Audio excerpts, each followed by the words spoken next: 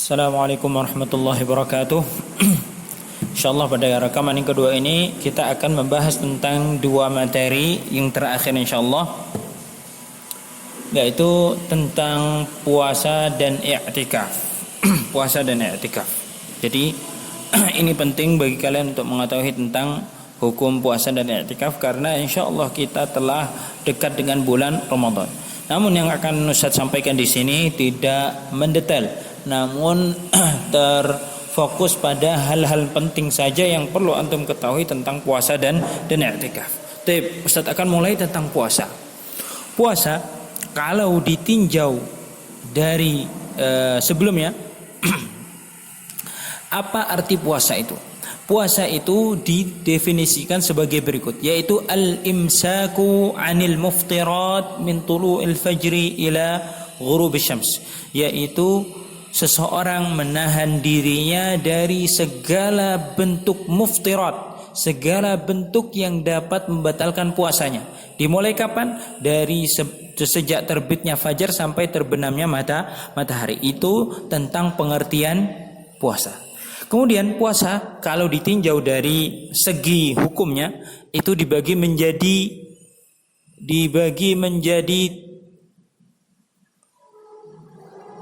menjadi empat, ya, sebagaimana hukum dalam syariat itu ada empat. Al-ahkam arba'ah, ya.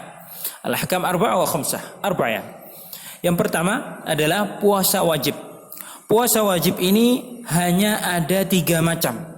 Ingat, puasa wajib hanya ada 3 macam. Apa saja? Puasa Ramadan, puasa kafarah, dan puasa nazar. Selain dari 3 kategori ini maka tidak ada yang namanya puasa wajib. Kemudian puasa sunnah. Puasa sunnah itu ada bermacam-macam, ya, ada bermacam-macam, dan di antara puasa sunnah yang ada di buku antum adalah pertama puasa 6 hari Syawal, kemudian puasa Arafah, kemudian puasa Asyura 9 dan 10 atau 10 dan 11, kemudian puasa Senin Kamis, kemudian setelah puasa Ayyamul Bid, yaitu 3 hari di setiap bulan Hijriyah, kemudian puasa Daud, kemudian puasa awal Dzulhijjah, dari awal Dzulhijjah sampai tanggal 9 Dzulhijjah. 9 Dzulhijjah yaitu hari Arafah. Itu terkait puasa sunnah. Kemudian ada beberapa puasa yang dimakruhkan. Puasa-puasa yang dimakruhkan pertama adalah mengkhususkan puasa di bulan Rajab. Ini dimakruhkan. Kemudian yang kedua, mengkhususkan puasa di hari Jumat. Ini juga dimakruhkan. Kemudian mengkhususkan puasa di hari Sabtu. Ini juga dimakruhkan. Kemudian ada puasa yang diharamkan. Apa puasa yang diharamkan? Yaitu puasa di 2 hari Idul Fitri. Di dua hari Idul Fitri dan Idul Adha. Kemudian berpuasa di hari Tasyrik. Ini adalah puasa-puasa yang diharamkan. Baik.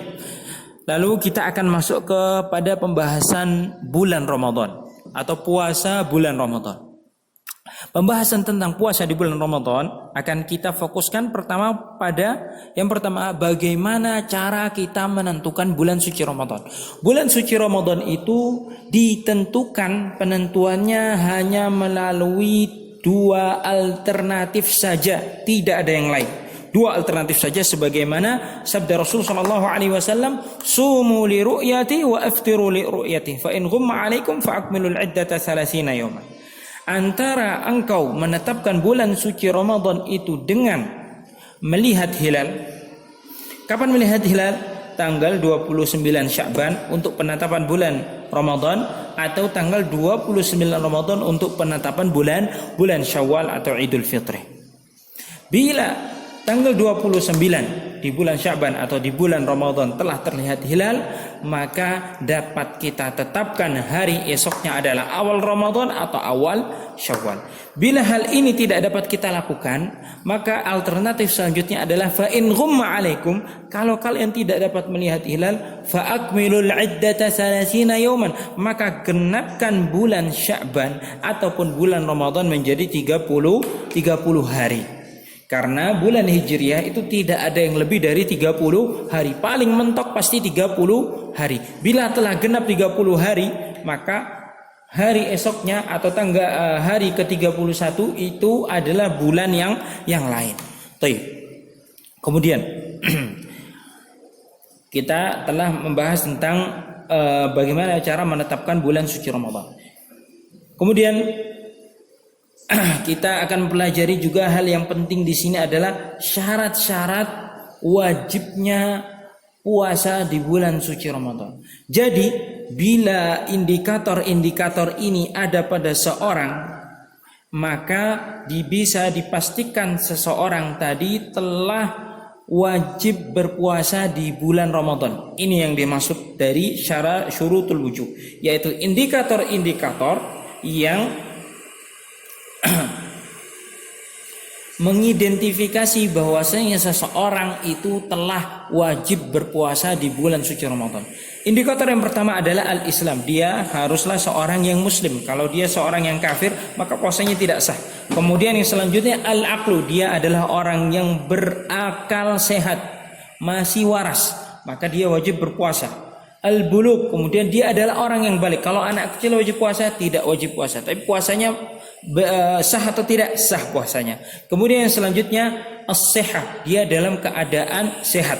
Karena akan kita bahas nanti beberapa udzur-udzur yang dengan udzur tersebut seorang boleh meninggalkan puasa Ramadan. Di antaranya adalah sakit. Karena orang yang sakit tidak wajib berpuasa, namun orang yang sehat wajib berpuasa, iya wajib berpuasa.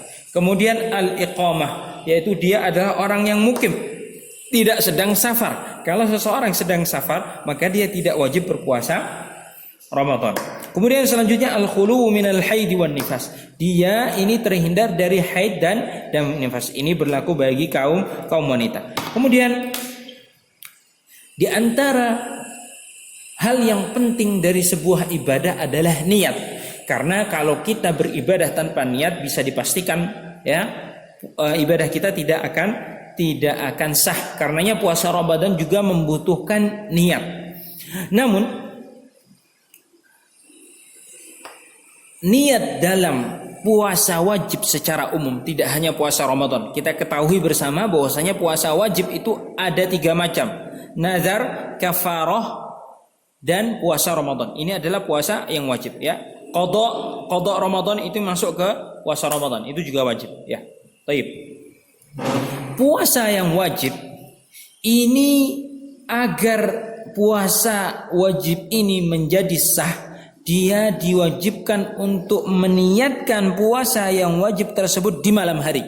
Kalau dia tidak meniatkannya di malam hari, maka puasa wajibnya tidak akan sah. Sebagaimana firman sabda Rasul sallallahu alaihi wasallam, "Man lam yubayyitis siyama minal laili fala siyamalah." Barang siapa yang tidak meniatkan puasa wajibnya di malam hari, maka dia tidak sah puasanya. Sehingga seorang yang ingin melaksanakan puasa kafarah atau puasa nazar, maka dia wajib meniatkannya di malam hari. Bila dia tidak meniatkan di malam hari, maka puasanya tidak sah. Namun berbeda dengan puasa sunnah. Puasa sunnah itu dibolehkan seseorang itu untuk meniatkannya di siang hari, sebagaimana hal ini dilakukan oleh Rasul sallallahu alaihi wasallam. Suatu saat Rasul sallallahu alaihi wasallam itu bertanya kepada Aisyah, "Ya Aisyah, hal indakum min syai'? Apakah engkau memiliki sesuatu yang dapat dimakan?" Kata Aisyah, "Kita tidak memiliki apapun." Maka apa jawaban Rasul sallallahu alaihi wasallam? Apa tanggapan Rasul sallallahu alaihi wasallam ketika mendapatkan jawaban tersebut? Fa inni idan shaim. Maka kalau begitu aku sekarang berpuasa. Jadi sah-sah saja tatkala seorang yang ingin berpuasa sunnah untuk meniatkannya di siang hari, dengan syarat dia belum melakukan hal yang dapat membatalkan puasa setelah terbitnya fajar. Baik. Itu terkait tentang niat puasa. Kemudian hal yang penting yang akan kita bahas terkait bulan Ramadan, puasa bulan Ramadan adalah beberapa hal yang dapat membatalkan puasa bulan Ramadan. Hal-hal yang dapat membatalkan puasa di bulan Ramadan, yang pertama adalah al-aklu wasyurb. Ini jelas ya, makan dan minum dengan sengaja. Kalau tidak sengaja maka tidak batal, kalau sengaja maka batal. Kemudian al-jima, mendatangi suami, mendatangi istrinya ya. Laki-laki mendatangi istrinya di bulan Ramadan, maka dia batal puasanya. Dan wajib bagi dia selain mengqadha puasa tersebut, dia juga harus membayar kafarah. Apa kafarahnya? Pertama apa? Dia membebaskan budak. Kalau sekarang kan nggak ada budak, berarti apa? Siyamu syahraini mutatabi'ain. Dia wajib ya puasa 2 bulan berturut-turut. Kalau tidak mampu baru beralih ke kafarah selanjutnya, yaitu it'am sittin miskin an kulli yaum.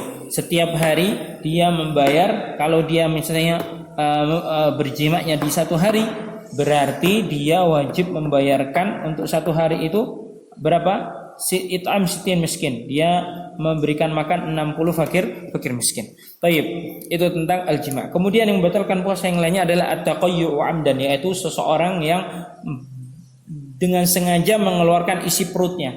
Itu juga membatalkan puasa. Kemudian ar-riddah, yaitu seorang yang murtad, itu juga batal puasanya. Ataupun selanjutnya pembatal yang lainnya adalah al-haid wan nifas, yaitu orang yang sedang haid dan nifas, itu juga batal puasanya. Kemudian yang membatalkan puasa juga adalah al-hijamah. Al-hijamah yaitu berbekam. Namun di sini ada hal yang perlu antum ketahui. Rasul sallallahu alaihi wasallam bersabda, aftarul hajim wal mahjum. Orang yang dibekam dan orang yang membekam ini batal puasanya. Hadis ini berlaku bila